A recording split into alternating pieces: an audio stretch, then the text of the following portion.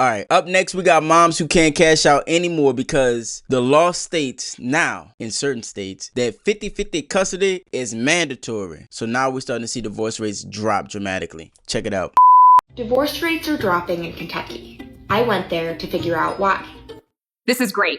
The Wall Street Journal letting people know about an equality law that is sweeping the nation. In 2018, Kentucky became the first state to make 50-50 shared custody the default. That means that children split their time equally between both parents, and fathers pay less in child support the more time that they spend with their children.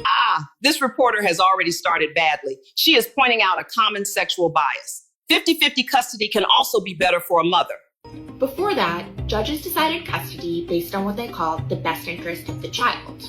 Fathers said that usually relegated them to an every other weekend arrangement, the so-called Disneyland dad effect, while mothers got to spend most of the time with their children. In a majority of states across the country, one parent usually gets a much bigger block of custody with the children. We know now this actually hurts children and is not backed by science. If you are a fit and willing father living in Georgia, you have a 23% chance of getting 50-50 custody based on just the law. Even forward-leaning states like Washington are some of the most backwards. An amazing fit father in that state only has a 23% chance of 50-50 based on the law. Since the law passed, divorce rates have dropped. Between 2016 and 2023, divorces in the state fell 25% compared to 18% nationwide. You just quoted survey data that started 2 years before the law was changed. And why are divorce rates dropping a bad thing? Where are you going? It's hailed as a victory for fathers' rights, but the story is more complicated. Some critics of the law say that people are staying in abusive marriages because they're afraid of leaving their children alone with a parent with a history of violence. The legislature specifically carved out an exception. Parents don't get 50-50 if there is verified domestic abuse or neglect. Women staying in abusive marriages is not the cause of divorce rates falling. In 45 other states without this law, there was also an 18% drop. One mom told me that her husband nearly killed her in 2023. She filed criminal charges and he was arrested. But less than 2 weeks after he got out of jail, a judge awarded him 50% custody of their son, indicating that the abuse wasn't a factor since he didn't lay hands on the child. An anecdotal fallacy is a logical error where a personal experience or a single isolated example is used as evidence to support a claim rather than using sound arguments or compelling data. The law has become a model for other states. Arkansas, West Virginia, Florida, and Missouri have passed their own versions of the equal custody presumption. Around 20 other states are considering it. The law is gender neutral. There are safeguards built to protect children.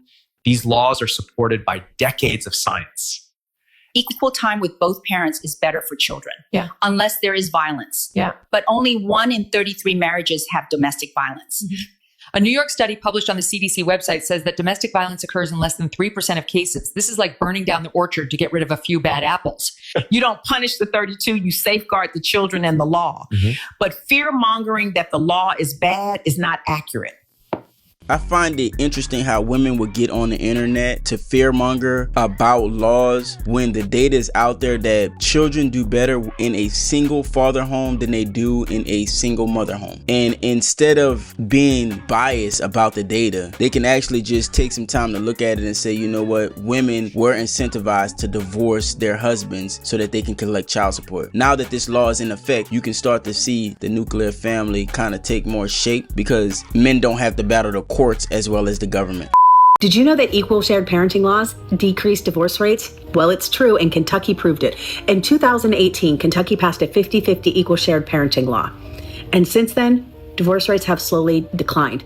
25% decline to be exact. Now, I know what some of these crazy toxic women are out here going to say, well, that's because women are locked in their marriages. No. That's because instead of walking away and thinking that they can weaponize the family courts to take the kids and get a shit ton of money, women realize that that's no longer possible in the state of Kentucky. So they're staying. They're working on their marriage. They're going to marriage counseling, and they're making it work in the best interest of their families.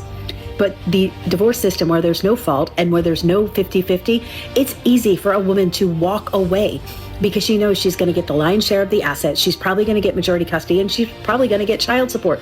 So what's keeping her there? If it's not the perfect situation and it's not Prince Charming like in the movies, she doesn't want to stay. Toxic women will choose their happiness over their family. Yep. Men every day will choose their family over their own happiness. Time. And that's the big difference. But when you take away the options of that financial gain of child support and the guarantee of custody, women are choosing to stay.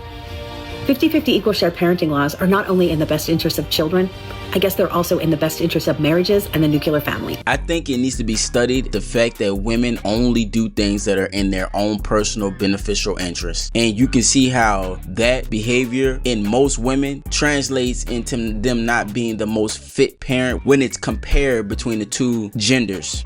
There are reports coming out of Kentucky that the divorce rate has completely plummeted. 25%. It's gone down 25%. Like, that's significant. You know, when the divorce rate nationally rests, I don't know, I think a little bit above 50%, to have it drop 25% in one state means to pay attention. It's a reason to pay attention. Yes.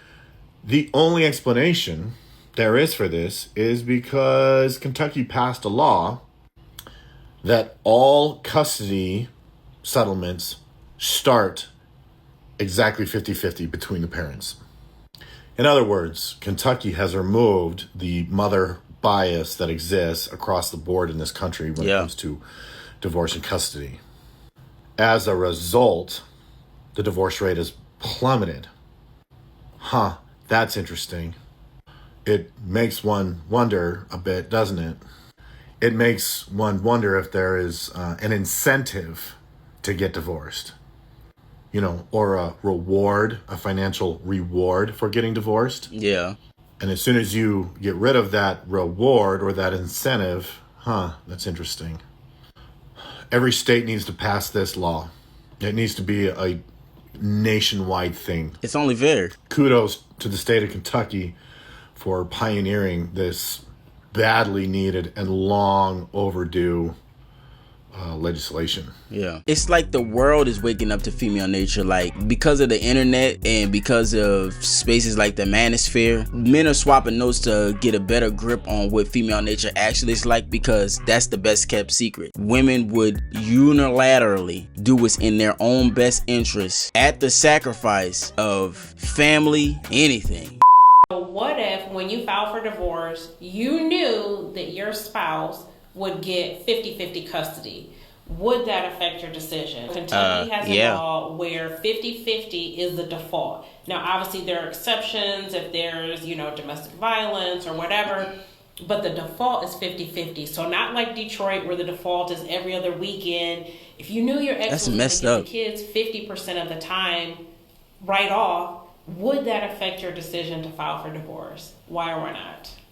The exposing of female nature is quickly changing and adjusting itself to reflect the equality that feminists have fought hard for. And America can't run or continue to be prosperous for future generations if we continue making the same mistakes as we did before. 50-50, that's only fair. Men are actually only asking for fair, because a lot of men, they go to court and get beat down financially, emotionally, spiritually, just trying to get a piece of their children's lives. And what typically happens is that the mother brainwashes the kids against the father. This is good. America's waking up.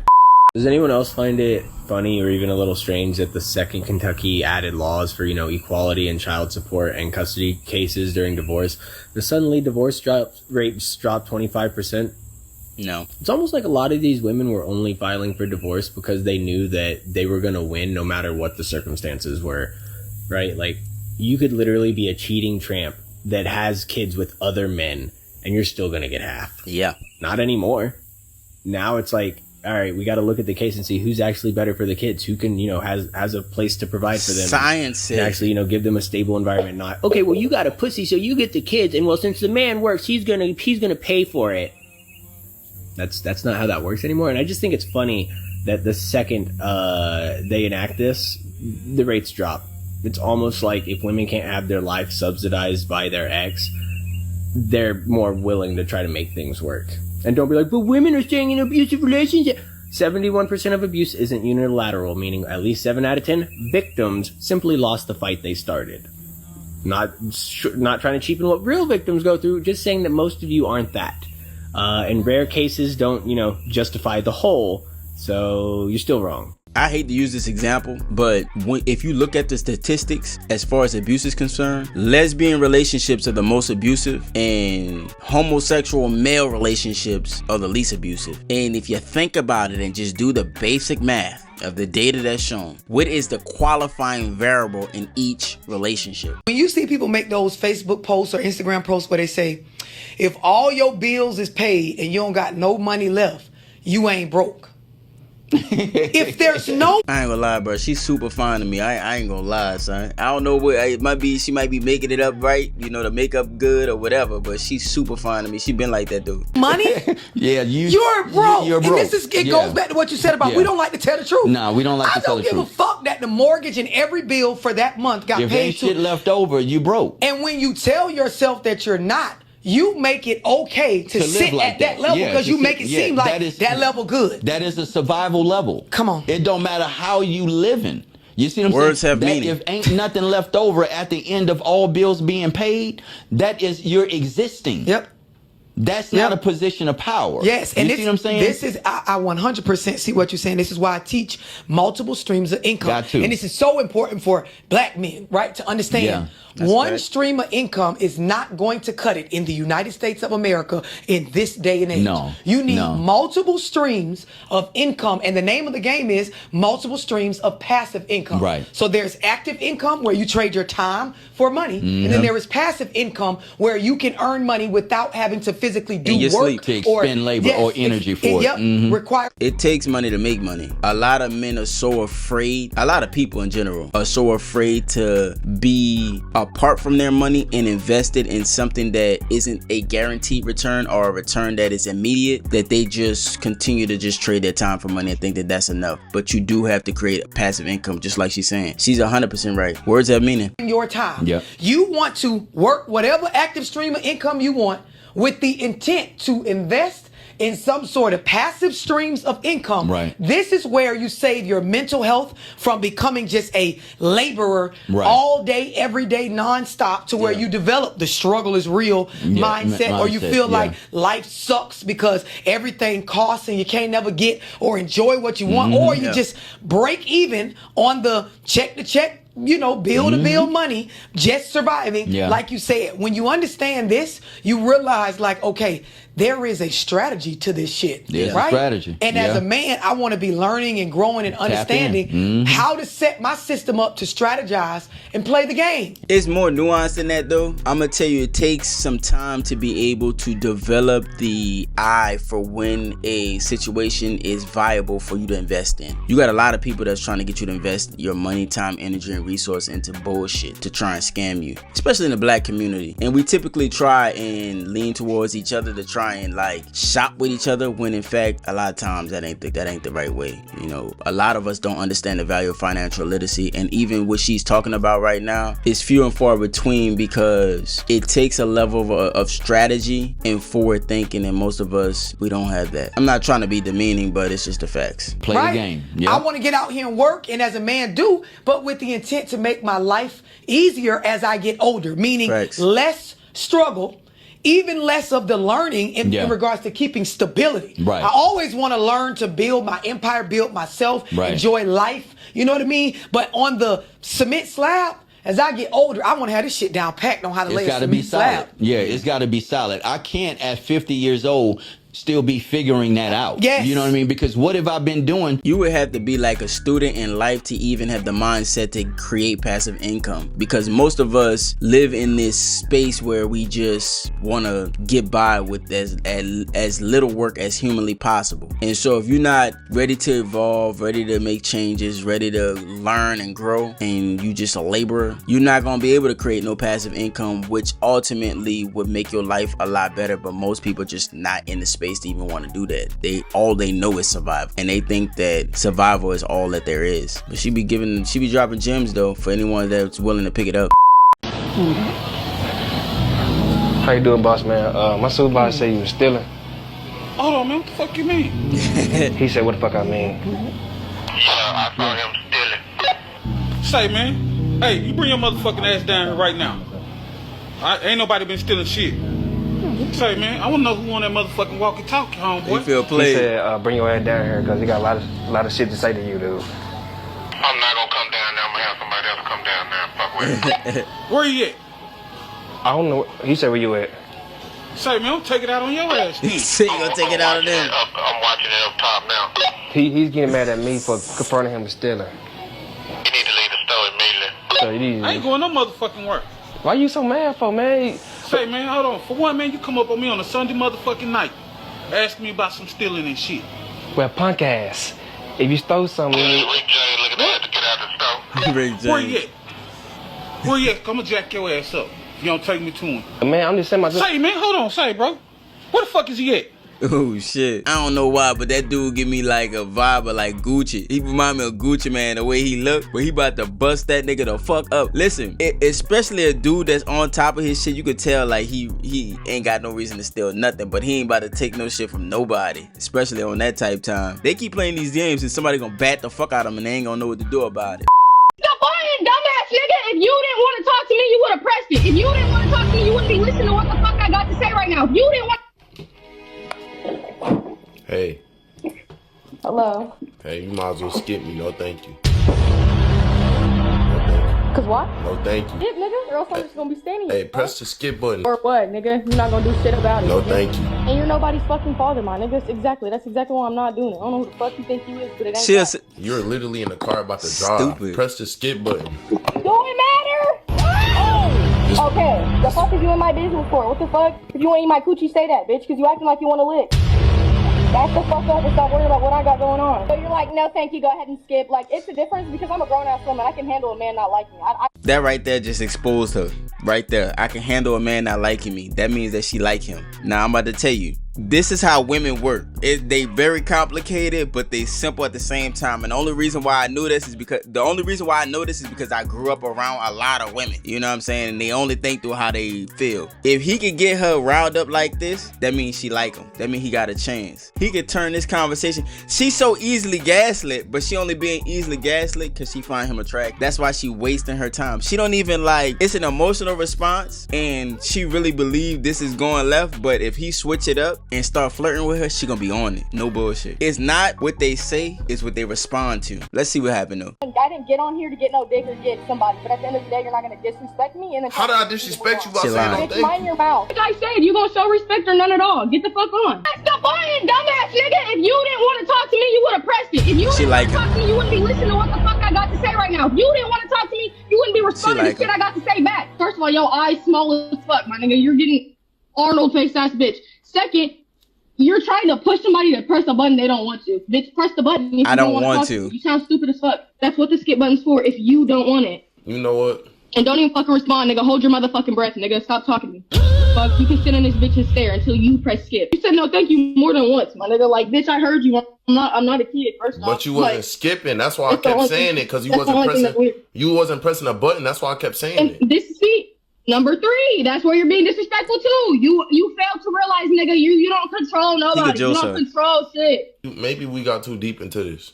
I said the no thank you shit. You said some shit to try to hurt my feelings. Hey, but no, some real shit though. Hold on. Wait, where you from? Oklahoma. He about to Joseph. Look. Captain. Like I'm fucking saying. Bro, yes, my nigga. I'm about to be in OKC in 2 weeks. No bullshit. She like it. I might have to take a trip to go see him. When? In the next 2 weeks. So we can go on a date or something. You'd actually want to go on a date? Yeah, let me go to your Instagram. Brenda too cold. Don't talk about my old ass highlights. I hope I don't get you pregnant. And if you did, what was he gonna do? Not play daddy? Amy's coochie getting real good. For real? Oh, she talking wet. Get out there. I'm gonna see you in 2 weeks, and I'm gonna beat your doonies. Oh my god. Okay. It was nice meeting you.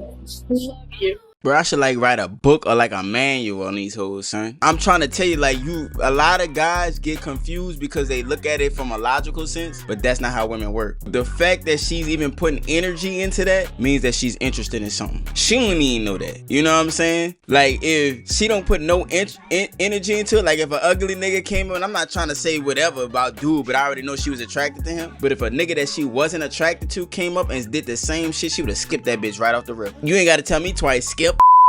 Oh, so when Democrats tell you they'll do everything in their power to stop President Trump, what you didn't realize is that they're willing to cut off services you depend on to keep that promise. Your WIC checks delayed, your food stamps frozen, FEMA offline in hurricane season. Even troops in rural hospitals got cut off. Republicans already put forth a plan that keeps the government running, but the Democrats said no. Why did they block it? Because their pet projects didn't make the cut. Billions for PBS, billions for illegal medical bills, social programs that don't put food on your table, that don't keep your lights on, that don't rebuild your homes after hurricanes. That's what they chose to fight for instead of you. So here's the divide. Republicans fund the basics that keep America moving. Democrats demand social experiments, special interests, and side projects, even if it means cutting off citizens from services that they rely on.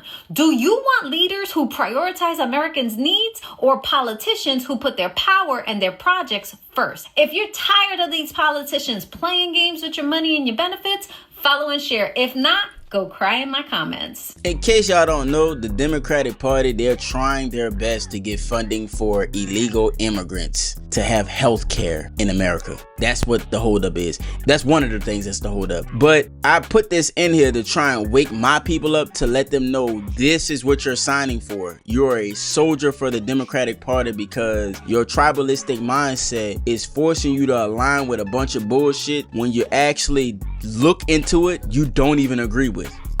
All anybody got to do to steal from the black community is say the word black, and they will pour every fucking dollar they got into their stupid ass. BLM people are literally indicted right fucking now. I will tell you that another BLM activist with her husband were arrested and charged with fraud, as in they got millions of dollars and they spent zero on the black community. And you could pay one of these motherfuckers not to still give them their fucking money. You couldn't even pay them not to give the fucking money. All black donations. All Dr. Umar had to do was say, Black Queen, no snow bunnies never. All he had to do was say something about race, and he can steal millions from you motherfuckers. Jasmine Crockett, her first thing she gonna do when she stand on the podium is she gonna make sure you know what color she is, and you gonna clap like seals no matter what she say after that, because you fucking trained dolphins are stupid as fuck. You motherfuckers are dumb. Michelle Obama gonna get on the goddamn internet right fucking now. Michelle Obama get on the internet and fuck telling you how she became the first lady and Barack became the president from Chicago. Fuck telling you that. She gonna mention black and white so you can feel oppressed and clap at the end of her fucking nothing ass speech. I was on a panel talking about tellers and how there's some people that share the same complexion as myself, but they don't come from the same background as myself, and they have the right, or they feel like they have the right to have an opinion about people that look like me and come from the same background. One of the things that they mentioned though is the only thing that they have to do for black people is just say nice things, and we gonna fall hook, line, and sinker. And I keep trying to wake my people up and let them know, like, listen, just because they're saying things that are nice, that are sweet to your ear, does not mean that they're for you or on your side. You have to wake up. Everybody shut the fuck up. Hey, shut the fuck up. Let me tell you something right now. If you made it this far, check out the video we just did about Section 8 ending and how the evictions are starting.